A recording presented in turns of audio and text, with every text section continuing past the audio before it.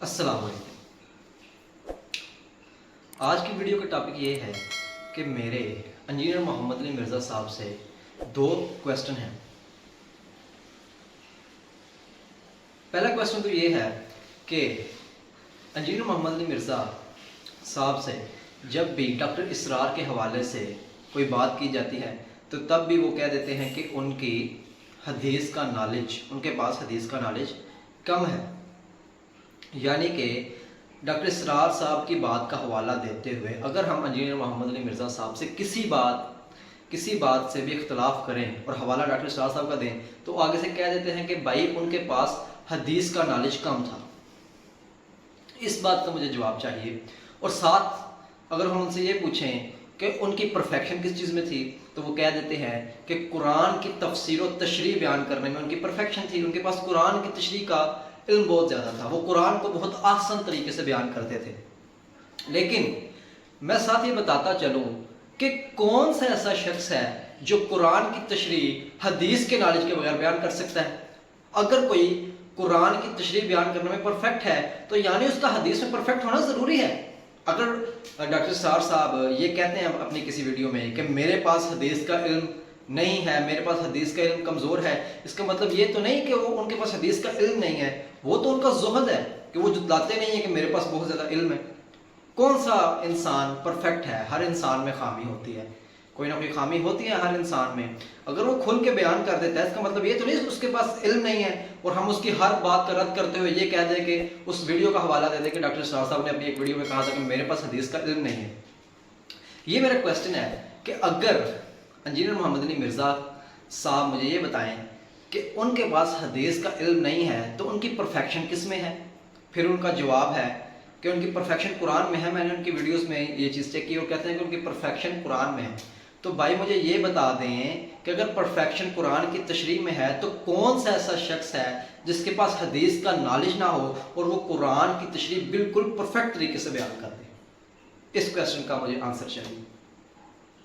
और मैं साथ ये बताता चलूँ, अपने दूसरे क्वेश्चन की तरफ चलूँगा मैं, लेकिन उससे पहले मैं एक ये बात करूँगा कि डॉक्टर इसरार साहब एक नज़रियाती शख्स थे। उनका एक नज़रिया था खिलाफत को लेके, उनका एक नज़रिया था खिलाफत को लेके जिसकी बेस पे उनकी एक जमात खड़ी थी, एक प्रॉपर सिस्टम था उनका बयान करने का या मैदान में आने का एक मकसद था, वो खिलाफत का नज़रिया। ये सब लोगों को पता है जो डॉक्टर इसरार से वाकिफ़ हैं और उनकी जमात तंजीम इस्लामी से।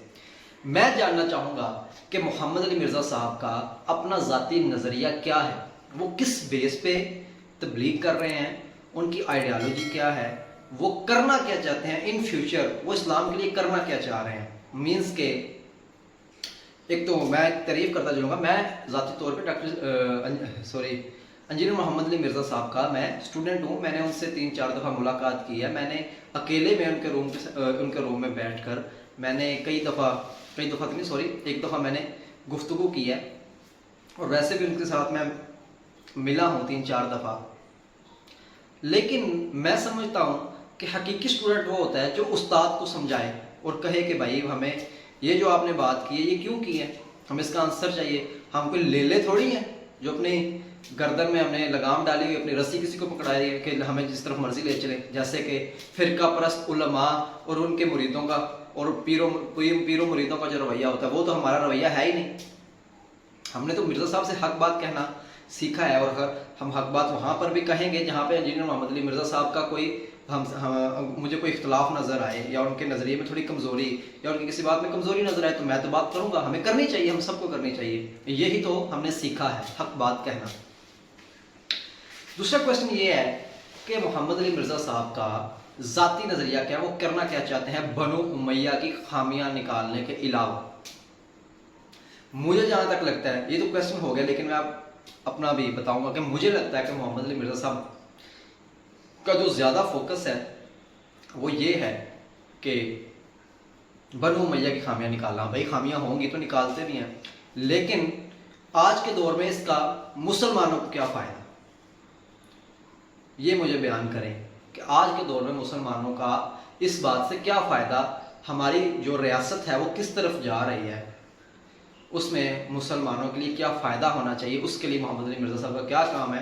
ہاں ایک جو پازیٹیو چیز ہے ان میں وہ شرک پہ بات کرتے ہیں، لیکن وہ بھی آج آ کے درباری شرک کے اوپر جو کہ ایک عرصہ دراز سے اہل حدیث کرتے آ رہے ہیں، لیکن اچھی بات ہے، کرنی چاہیے، ہر انسان کو شرک کی بات کرنی چاہیے۔ لیکن بینگ اے مودودی صاحب کے فالوور انجینئر محمد علی مرزا، میں نے بھی ان کی تفہیم القرآن پڑھی ہے اور پڑھ رہا ہوں مزید، اس میں تو انہوں نے کئی ایک شرک کا ذکر کیا ہے، جس میں ذاتی، صفاتی، اختیاراتی اور اس کے علاوہ بھی عباداتی۔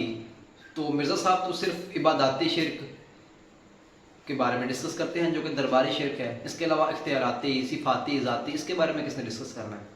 تو یہ چیزیں ہیں۔ میرا یہ کویشچن ہے کہ ڈاکٹر مرزا صاحب کا اپنا نظریہ کیا ہے، کس بیس پہ وہ کھڑے ہیں، وہ کرنا کیا چاہتے ہیں ان فیوچر، وہ کیا چینج لانا چاہتے ہیں، کس چیز کا انقلاب لانا چاہتے ہیں، پہلا یہ دوسرا کویشچن ہے۔ اور پہلا یہ ہے کہ اگر ڈاکٹر اسرار صاحب جو ہیں ان کا حدیث کا علم کم ہے اور ان کی کسی بھی بات کا رد کرنے کے لیے یہ بات کہہ دینا کافی ہے کہ وہ کہہ دیتے ہیں کہ میرے پاس حدیث کا علم کم ہے، تو وہ قرآن کس طرح بہترین بیان کر سکتے ہیں، اور کون سا ایسا شخص ہے جو اس کے پاس حدیث کا علم نہیں اور قرآن کو بہت آسان طریقے سے بیان کر رہا ہے؟ یہ میرا کویشچن ہے۔ اگر میرا کوئی بھائی دیکھ رہا ہے اس ویڈیو کو تو یہ لازمی میرے صاحب تک پہنچائے، لازمی۔ شکریہ۔